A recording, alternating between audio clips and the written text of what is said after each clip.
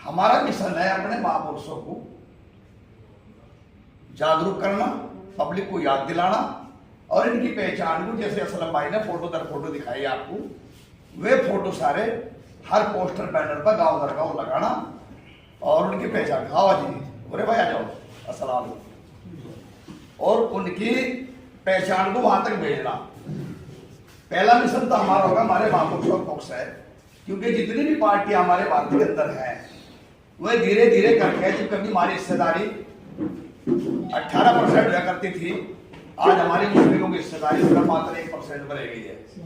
ये हमारी कमी है कि हम संगठित नहीं है। संगठित होना किसी की बुराई नहीं है, संगठित होना किसी की खिलाफत नहीं है। आज ये जो करने चल रहे हैं, हम जितने भी साथी यहाँ बैठे हैं, हम आजाद समाज पार्टी काशीराम का हिस्सा है। फिलहाल वर्तमान के तौर में आजाद समाज पार्टी काशीराम का हिस्सा है और नेता हमारे चंद्रशेखर आजाद है। ये तो सबने मालूम है ना, इसमें तो कोई दो राय नहीं है। और जैसा कि अगर हम पार्टी को अलग हटा के कोई भी कार्य करें, जैसा मेरे कुछ साथियों ने हमारे कहा है कि अलग पार्टी के लोग नहीं आएंगे, अगर मिसाल के तौर पर हमारे पार्टी के राष्ट्रीय अध्यक्ष आपने बना दिए, हमारे संगठन के राष्ट्रीय अध्यक्ष आपने बना दिए और आपने मेंबर बना दिए और उसमें अन्य पार्टी के लोग जोड़ दिए और कल आपको निर्णय लेने लगे भाई हमें इधर नहीं इधर जाना है, तो वो अन्य पार्टी के लोग आपकी बात नहीं मानेंगे, वो अपने नेता के साथ जाएगा। गलत तो नहीं करा? ठीक है जी। इसमें फिलहाल तो ऐसा कोई मामला नहीं है। ये भाई चंद्रशेखर आजाद और वीर रतन जी के आदेश अनुसार आपको कैडर वाइज किया जा रहा है कि मैं किस किस को देखूंगा, कहां कहां देखूंगा। चारों तरफ मुसलमान के ऊपर अत्याचार हो रहा है कि तुम सक्षम हो, खुद कैडर वाइज हो जाओ, संगठित हो जाओ, ताकि मैं पूरे भारत में घूमता हूं, कोई तुम्हारे ऊपर अत्याचार ना करे, तुम्हारा उत्पीड़न ना करे, तुम खुद कैडर वाइज हो जाओ। कैडर वाइज का मतलब है कि जो अगर तुम्हारे साथ के अत्याचार हो रहा है, चाहे वो किसी भी पार्टी द्वारा हो रहा है, उस पर आवाज उठाओ, एक के पीछे एक लगो।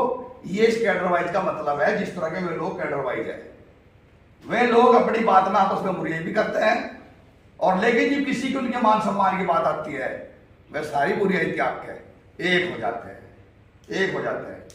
और हमारा मुस्लिम समाज, अगर राव असलम जी के साथ कुछ हो रहा है, भाई सादिक के साथ हो रहा है, हमारे वकील नौशाद के साथ कुछ हो रहा है, तो होने दो, इधर क्या मतलब है, हो रहा नहीं हो रहा है, ऐसे माध्यम से बताओ।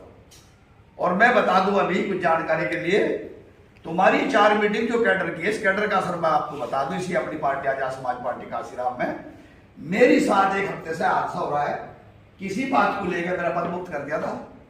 अगर आप कैडर वाइज ना होते, आपका दबाव पार्टी में ना होता, आज आपका पद बाहर ना होता, आज आपकी वापसी ना होती। मैं शुक्रिया अदा करता हूं अपने सारे साथियों का, असलम भाई का भी, गुफरान भाई का भी, पूरी मुस्लिम समाज साथियों का, कि तुम्हारे ही दबाव से और तुम्हारे ही प्रेशर से आज मैं बाहर हुआ हूं, दोबारा जिला प्रभारी के पद पर ये है कैडर का मतलब, ये कैडर का मतलब है। दूसरी बात, जहां जहां जिस गांव में कोई अत्याचार हो रहा है, मैं बार बार कह चुका हूं, जिले की एक टीम तैयार करो, उस टीम में नेता तैयार करो, एक जिम्मेदार आदमी बनाओ और उस जिम्मेदार का फोन लगाओ कि जी फला गांव में, तस्वर भाई ने बताया कि 2 दिन कांड हो गए, तस्वर की बात सुनवाई नहीं हो रही या कोई आदमी नहीं सुन रहा, तस्वर भाई की भी जिम्मेदारी बढ़ती है। जो जिले के अपने जिम्मेदार तैयार करोगे, उससे बता रहे कि फला गांव में ये हो रहा है, असलम भाई हमें क्या करना है, हमारे सम्मान कैसे होगा, कैसे हमारी इज्जत होगी है। ये काम जब तक नहीं करोगे, वकील साहब ने सुझाव दिया है, ये बात सही है, मैं भी कहूंगा असलम भाई से कि टीम को संगठित करें और 4-5 मीटिंग हो ली है, कोई आएगा, कोई जाएगा, कोई सुझाव रखेगा, कोई कहेगा मुझे चौधरी नहीं बनाया, मुझे चौधरी नहीं बनाया। इस संगठन की बॉडी तैयार करें, अलग अलग जिम्मेदारी सौंपे, जो आदमी लगातार आ रहे हैं उनको आगे जिम्मेदारी सौंपे, और जिले की ज्यादा नहीं, एक पंचनामा बनावे, 5 आदमी की टीम तो तैयार करे, जो अपने जिले की लड़ाई लड़े, अपने आका दरबार की लड़ाई लड़े और अपने महापुरुषों का नाम बतावे।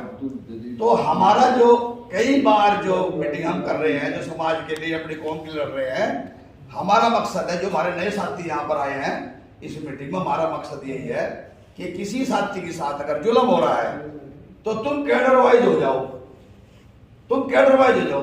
अभी देखो हमारे नेता, हमारे महापुरुषों की तारीफ कर रहे हैं, हमारे नेता अभी विनय भाई थे एक मीटिंग में, महाराष्ट्र अध्यक्ष जी सहारनपुर में, उन्होंने हमारे महापुरुषों का नाम लिया है, उन्होंने हमारे महापुरुषों का नाम लिया है।